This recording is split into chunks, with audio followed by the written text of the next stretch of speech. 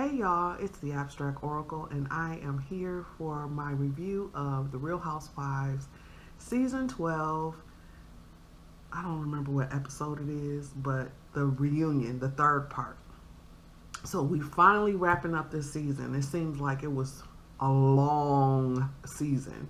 Of course, a lot of that had to do with the fact of the COVID coming in and kind of delaying the reunion and things like that. However, I think Bravo handled it excellently, how they were able to get all the women to do the very first virtual reunion, and now we're seeing other shows following suit. So I could appreciate the way they did it, and congratulations on Bravo for handling that reunion like that. So we pick up where we left off on the last episode, which was Nene had left. What we found out was that from Eva was that Giovanna had put a post up on Instagram, and she was saying that she was coming to the reunion. Right after that message was received, that's when Nene left. So then we focus on, so since she's gone, we focus on, and if I found it very interesting that she didn't close her laptop all the way, which would mean that she could still hear them, but not necessarily be a part of the show. So we started talking about Kenya and Cynthia's relationship. And so they show clips of Kenya, and Kenya is being portrayed as if she is being a jerk to Cynthia, and Cynthia is this victim.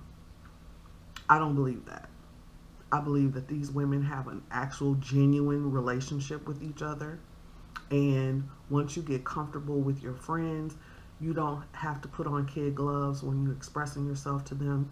You don't have to sugarcoat things or be politically correct with how you address them about how you feel about whatever it might be. So when they showed her talking about being tired of hearing her talk about Mike, that's something an actual friend would say, especially because they have bent your ear talking about the same thing 100 times. You ready? Like, can we talk about something else? We know you love Mike. We know you want to get married. We know that this is happening. It's not a big deal. Then for them to try to say that she was trying to ruin their engagement. I don't think she was trying to ruin their engagement. She couldn't do that anyway. She couldn't ruin their engagement. What she could have done was ruin the surprise. And if you notice, Cynthia didn't really have a problem with it until Mike said something. Just like she didn't have a problem with the wine thing until Tanya and Portia said something. And I don't think that, the way that Cynthia is almost as if people are calling her a punk because she doesn't jump up and cuss people out and all like Nene does. Everybody doesn't approach things like that. And for those who celebrate approaching things that way, you might want to look at yourself, because that's a whole lot of anger to be carrying around. And to celebrate that is kind of like, wow. And it just solidifies that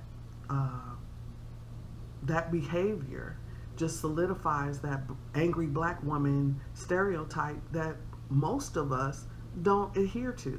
So if you can't use your words, then you probably should, limit your contact with people, because the next thing you do when people can't use their words, the next thing they want to do is use their hands. And that's what we saw. So let's see. Oh, they talk about Kenya and Cynthia's relationship with, what happened with the cookie lady. And we find out that Cynthia had invited the cookie lady to Brooklyn's event. I guess it was some kind of, I don't know if it was the baby, maybe they were talking about the baby event when Eva and all them showed up.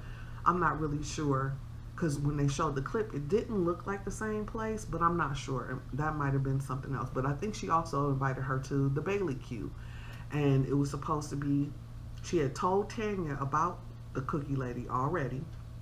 She didn't tell Kenya. And then she invited the cookie lady to show up so that Tanya could confront her. or talk to her at this event. So Cynthia's argument was that her intent wasn't the same as Kenya's intent, which so that made them different. Okay, I can give you that. However, your intent was to cause some drama at a situation. So it's really not that different. Is you're causing drama. Your intention was to cause something that your intention could have caused some drama.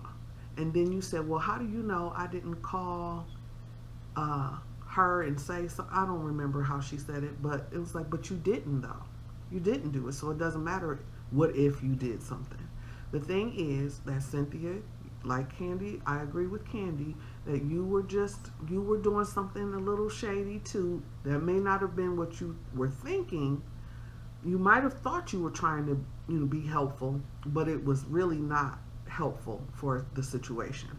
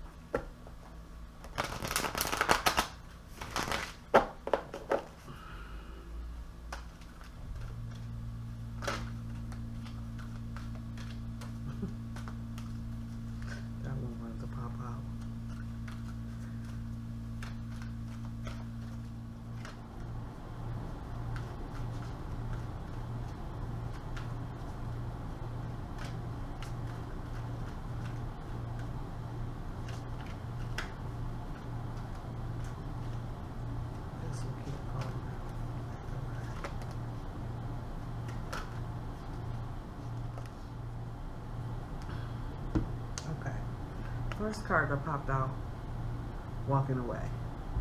Of course, we know she got up and she walked away, right? So I was wanting to know, why did she get up and walk away? Because she has made it seem as though, Giovanna, first of all, let me just say this. Giovanna is sketchy. It seems as if her story, I don't know if she wasn't telling all the story because she called herself trying to wait until she could get on a platform to tell the whole story, or she was trying to protect Nene at first and then, by only saying certain parts or whatever, and then when she found out Nene was like, girl, you lying, or she was just flat out lying.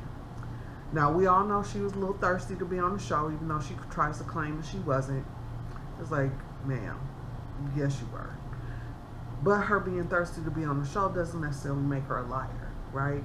Because I really feel like we take things on this show or these reality shows and we make it seem as though people are always lying.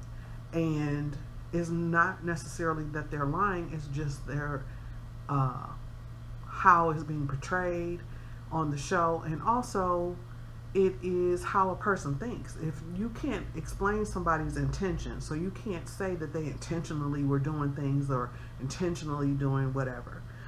So the show starts off, and we know that Nene had walked off at the end of part 2. So here we are, part 3 now. She's still, they recapping and she's gone. She got up and she left.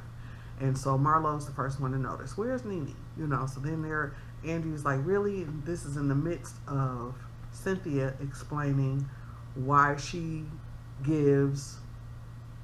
supposedly gives Kenya more chances than she gives Nene, which is not true. Because everybody, it's really weird to me how, initially when Cynthia was cool, her and Nene was bosom buddies, then she was Nene's lapdog. And Nene had talked about her. She talked about getting her off the show, that she was boring. This was the first time. This wasn't the last time. This was the first time.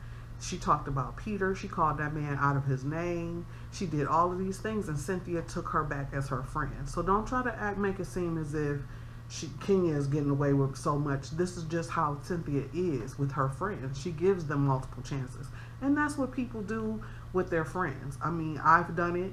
I'm sure I'm not the only, me and Cynthia aren't the only two people on earth who've given people who didn't necessarily deserve a second chance, a third chance, 15th chance, whatever, however many it was. So to make it seem as if she's done it more for Kenya than she has for Nene is ridiculous. And that's coming from Nene. Nene says that. And it's ridiculous coming from Nene. This is the same person who shook her head no when Cynthia said we both hurt each other. How are you going to tell Cynthia she's not hurt? Like, that's like hitting somebody and then saying, oh, that didn't hurt. How do you know? It's like, you can't hit. This is my body. You hit me. You can't tell me what hurt me. I can tell you what hurt me, and you wouldn't even acknowledge that. You never apologized to that lady sincerely because you didn't believe you hurt her. So even though you may, all my apologies are genuine. No, they're not genuine if you don't believe it. Then you're just saying empty words. That's why apologies don't really mean much. You're supposed to atone. Atone is to actually try to get the person get you back to the same standing you were before the incident happened. And that's on the person who's done the violation. So you trying to make it seem as if Cynthia talked so bad about you and all of that. She didn't. And the things that she did say are true. So that's not talking bad about you. Speaking the truth about you is not talking bad about you. It's finally acknowledging the things that you've done to me. So let's not do that, Nene, okay? So she had walked away, as she does when she gets cornered into something. She always wants to flee the scene, after she does something. So then they continue talking about Cynthia and Kenya's relationship. And to me, it seems a little biased, not only from Andy, but the questions and from everybody else. It's almost like you're trying to make it seem as if, like when they show Kenya saying, well, if he's going to let him propose then, that's how girlfriends talk to each other. Let's not make it seem as if that's being a bad friend. That's how girlfriends talk to each other. When we're being girlfriends for real, we don't have to sit up and put on airs and act as if, oh, let's be very cordial and politically correct when we talk to each other. That's not what friends do. We sit around and we clown each other, we make jokes, we do things. And did it go too far? Yes, probably. Yes, it did, in my opinion. And but I don't think it would have been as big of a deal had, just like with the mic thing, it wouldn't have been that big of a deal had somebody else not brought it to Cynthia's attention. Cynthia doesn't care about that kind of stuff. It's not important to her. Had Mike not said anything to her, it would have been water under the bridge. There was no need for there to be any discussion or anything like that. It's like, and it's always funny how, he can try to make it seem like, oh, that Kenya was out of line, but then you're talking about sex and not loving your daughter's mom in front of her, and that's cool, right? So anyway, everybody has flaws, okay? So like I said, I'm not trying to I'm just trying to bring the balance back in it, because I see it being very one-sided when it comes to Kenya in particular, but also with Eva. Anyone who Nene doesn't like, it becomes super one-sided. Even in Andy. Oh, that's the other thing I wanted to point out. The way that they show Kenya and Cynthia talking to each other, you could tell that these are people who talk to each other when they're not on the show. Because she said, you keep talking about such and such and such and such. So that's not just, see, some of these women, and they've said this before themselves, that some of these women are just on-set friends. When it's time to tape the show, they get back into each other's lives. Prior to that, or after they finish taping, they don't see or talk to each other. And as a matter of fact, Portia has said recently that she hasn't talked, since they finished the reunion, she hasn't talked to Nene. So, there's these on-camera relationships, that only extend as far as the reunion. And then when they're not taping, they're not keeping up with each other, they're not talking to each other, they're not having interactions. But you can tell Kenya and Cynthia do. You can also tell that Candy and Kenya do. And I'm assuming now, based on what Eva said, that now Eva is a part of that as well. So I really do feel like, and then even Portia had to admit that Kenya was cool with her while they were both pregnant. So it's like there's this misconception. And you know, the thing that I think is cool about Kenya too is that she accepts that people think she's the villain. She doesn't try to make excuses for it. But at the same time, what I think people forget is this is a television show. We are seeing 45 minutes, 42 minutes and some change of these people's lives. This is not the totality of a human being. And if you were on a TV show and they showed you down to 45 minutes, you could be looking like something you're not as well. So let's just keep that in mind. And also knowing how to distinguish between work and, you know, what brings things to the yard on the show, or, you know, making things personal and going after people on social media, which has nothing to do with the show. But then when it happens to you, then you have attitude. It's confusing. So the next card we had was anxiety. So this is, again, I'm still talking about Nene. So she has some kind of anxiety. That's why she left. And that's why haters, they just hating, blah, blah, blah. You know, all of that to try to distract. That was to be rude and distract. That's what the ego does when it's trying to avoid being confronted. And then finally, we had deceit. So again, Nene is lying, and she's got anxiety because of the lie. This is why she's going to counseling, because she's already, you know, that deceit and things like that. When you're being lying, it causes you stress, you know, because now you got to remember the lie, you got to keep up with the lie. You might have to tell a couple more lies to make the first lie stay, you know, seem more pliable or true. So it's like, well, okay.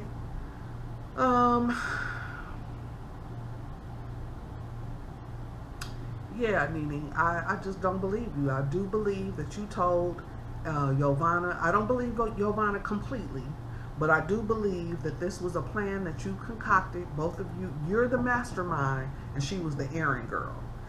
You decided to do this, like, I'm going to get Cynthia. You used her to try to do it. It didn't work out the way you wanted to, because her husband was like, nope, you're doing too much. And so Nene's talking about all these people who want the smoke, but you start the fire. You start the fire. You started the fire with Kenya. You started the fire with, because there was supposedly something said online before the season started while Kenya was off the show when she was pregnant. I don't know what it was, but then they tried to say, like when Marlo tried to say that Kenya didn't contact Nene while Greg was sick. Well, that's not true, because you go on Instagram and Nene thanked Kenya. She tagged her and thanked her along with all the other women on the show who reached out to her and said things, and Kenya's name was on there. So let's not act like Kenya was, you know, it's like you're still trying to paint this picture. And Marlo, you don't know what you're talking about. So shut up. Shut up. Marlo then comes in. And sometimes I wonder about Marlo, because some of the things that, you know, I understand loyalty and wanting to protect your friend and everything, but I don't always think that she really thinks out what she's doing. And that is the reason why she hasn't gotten a peach. You don't have your own anything. You're just like Nene's sidekick.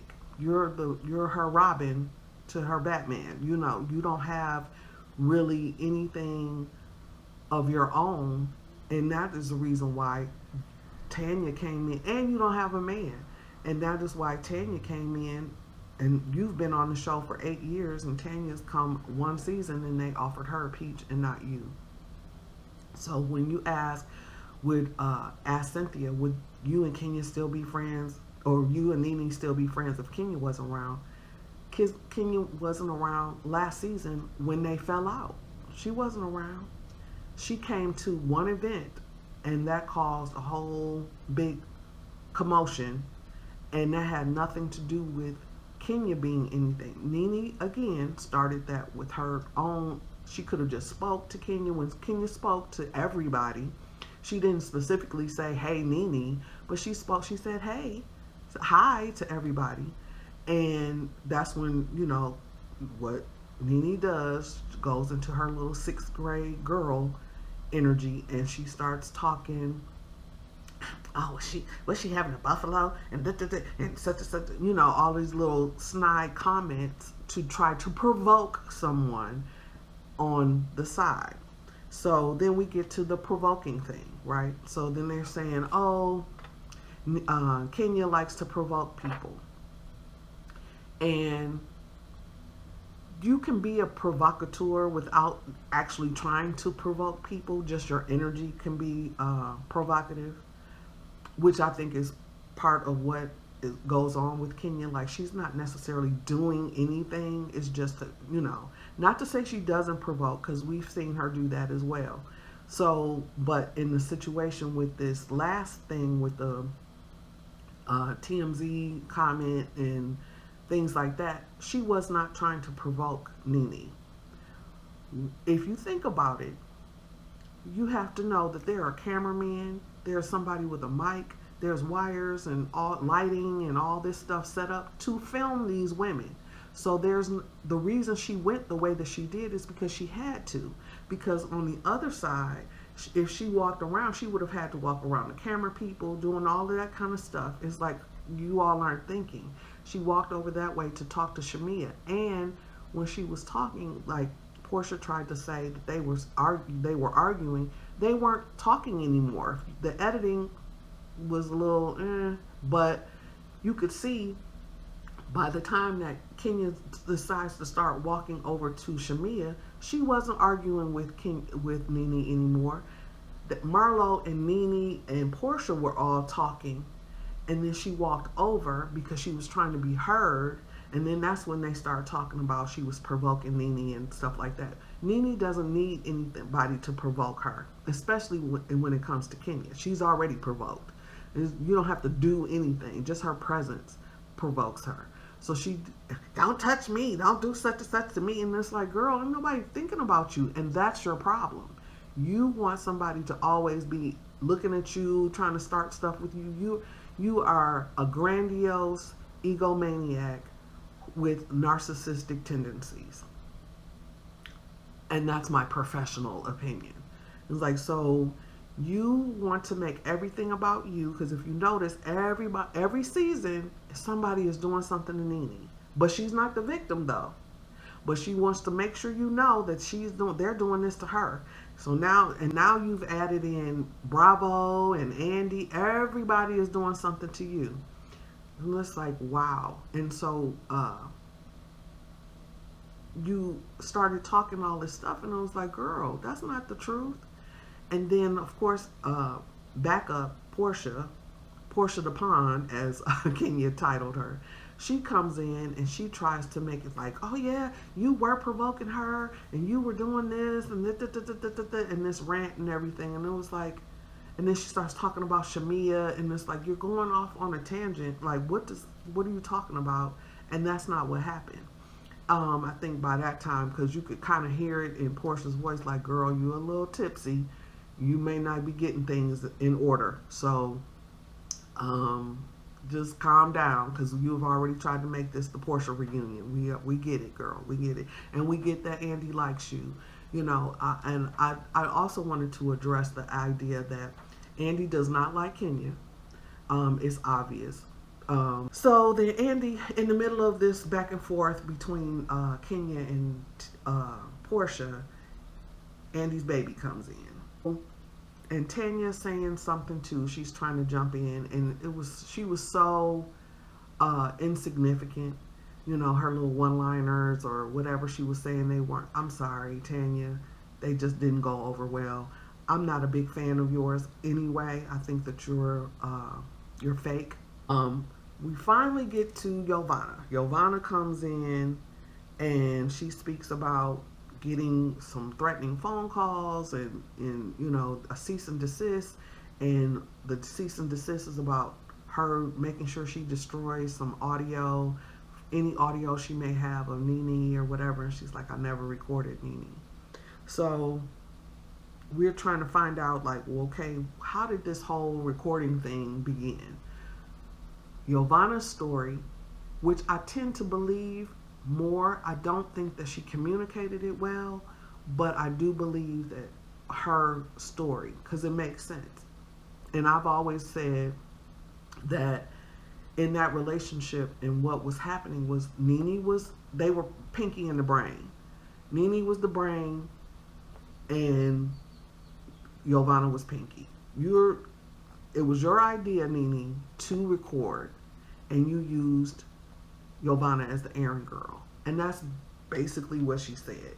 She said that she was, you know, getting closer with Nene, and she felt a sense of loyalty to Nene. So when Nene asked her what happened, she told her. So we saw them in the kitchen. It was Nene, Marlo, I believe, and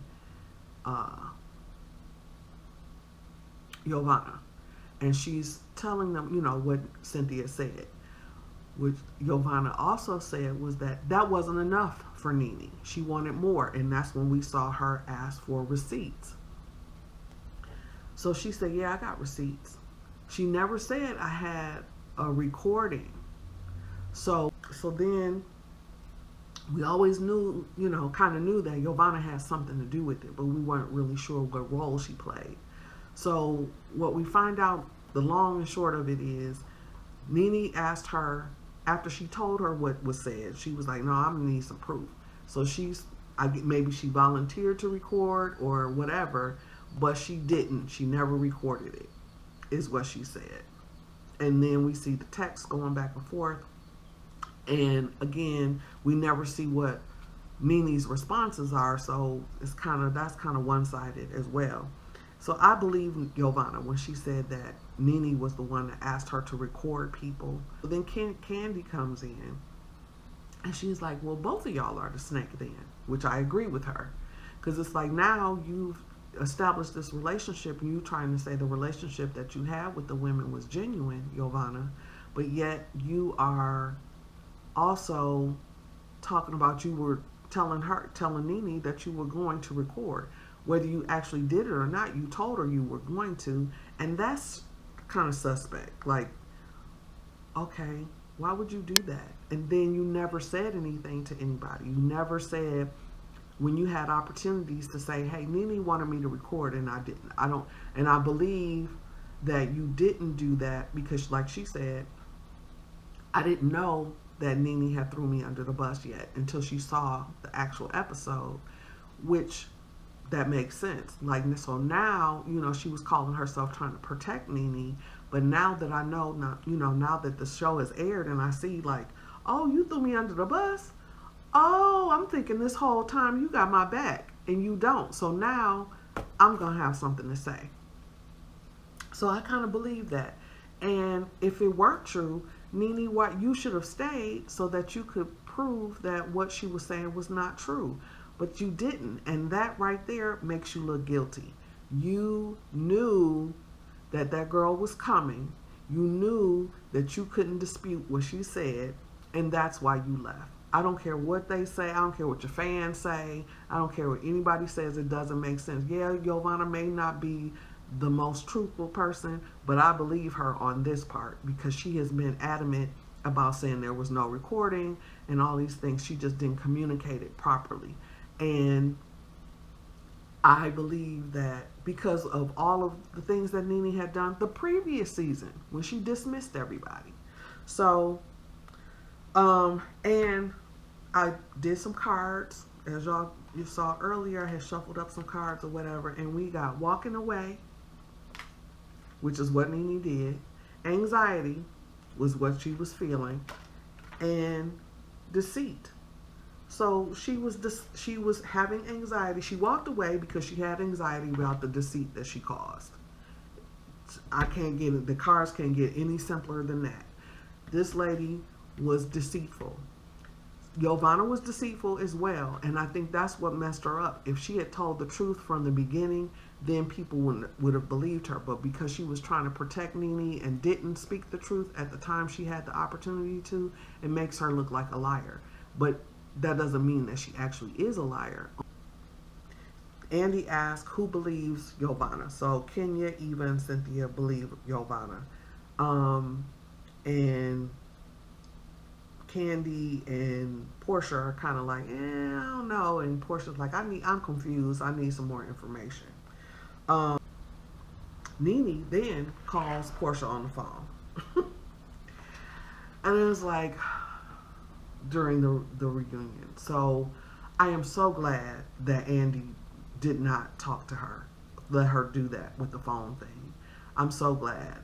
But like I said in my the last review, the card said it was going to start causing financial constraints for Nene, and I really think that that's what's about to happen. Like, she's about to have her money affected, and that's not something that she wants.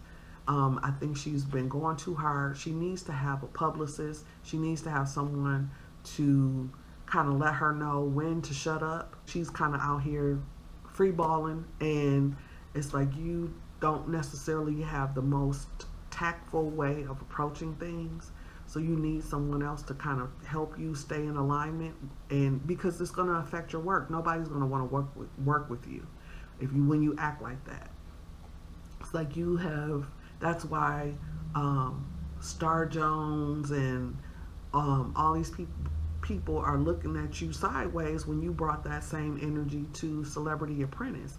You have this energy that is okay in the street, but it's not okay in business.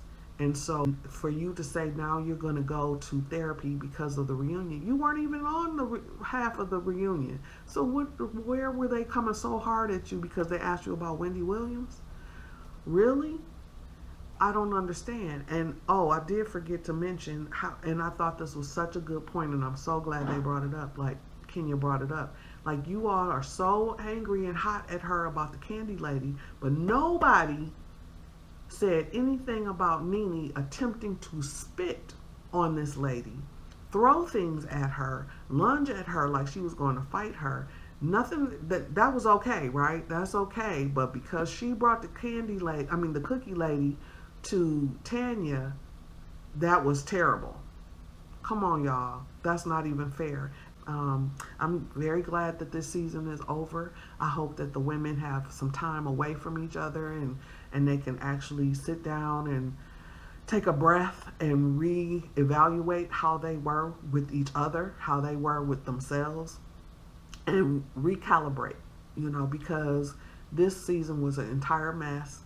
And I hope that Nene actually is going to counseling and getting the help that she needs, because I do believe that she does need it. So overall, this reunion was still very good, though.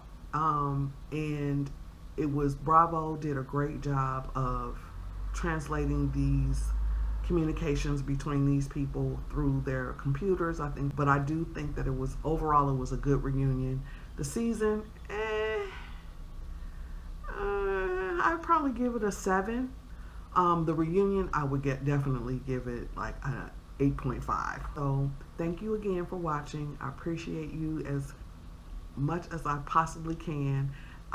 Please like, subscribe, and comment below on any questions you might have, or any questions you might want to ask about the show that we can ask the cards. If you have any other suggestions of cards that any other suggestions of shows that I should watch, that I could possibly do readings on, please comment below, because of course I don't know everything. I am moving on though, and I'm going to be reviewing Love is Blind. I know a lot of people have already reviewed that, but I wanted to give a more oracle's perspective, and that's where I'm always coming from. It's like seeing the bigger picture than just all of the smaller details. So thank you again for watching. I appreciate you, and remember to be like water.